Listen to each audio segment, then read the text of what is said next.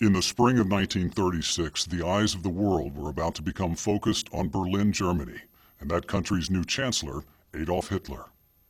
As the torch was passed through German towns on its way to the Olympic Stadium, German technicians were readying a very specific display for the opening ceremonies. 3 weeks after the games began, American agents working for the U.S. State Department received a strange photograph via an Italian journalist who had been covering the games. This image, not fully understood at the time by American analysts, was the only record of an aborted attempt to unveil a mysterious German military program at the 1936 Olympics. The first evidence of Germany's Volkswaffe.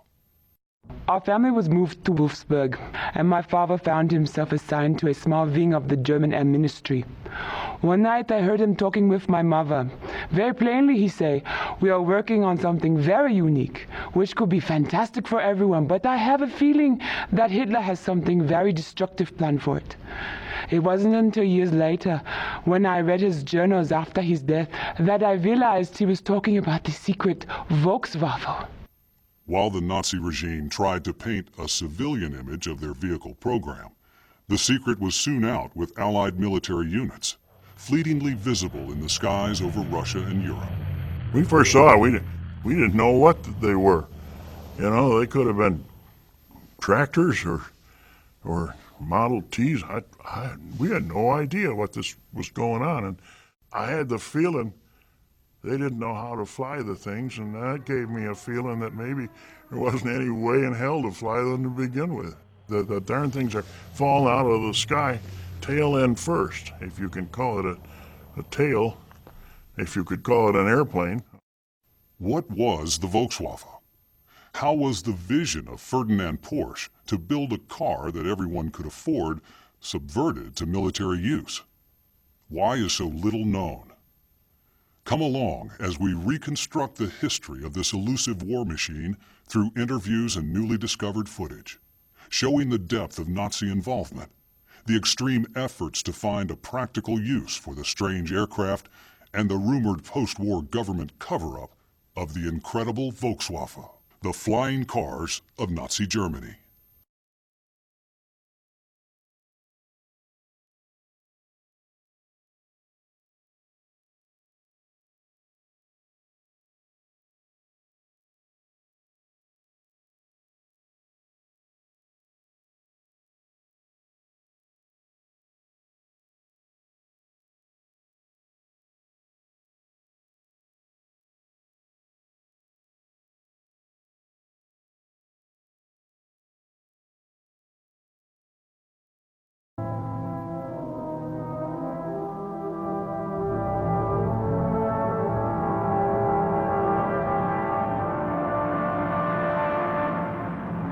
As the Nazi Reich staggers towards final extinction, desperate resistance continues amidst the rubble of Berlin.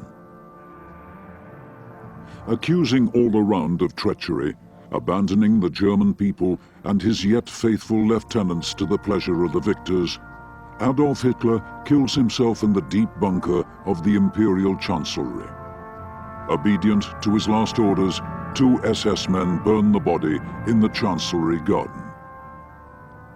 For the nations of Europe, a long agony is ended.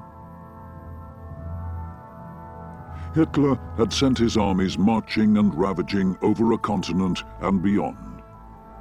Throughout all that vast sphere of conflict, there was one band of fighting men who were everywhere known.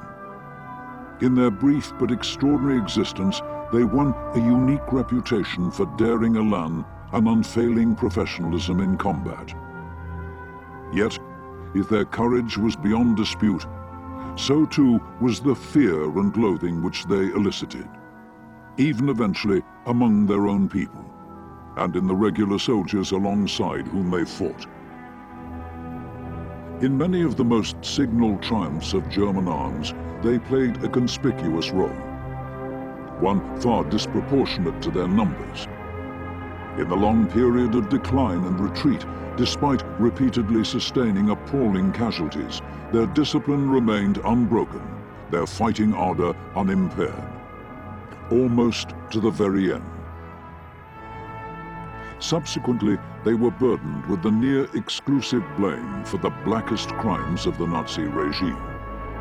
And for all their high undoubted bravery, they bear a reputation forever shrouded with infamy. They were the Waffen-SS,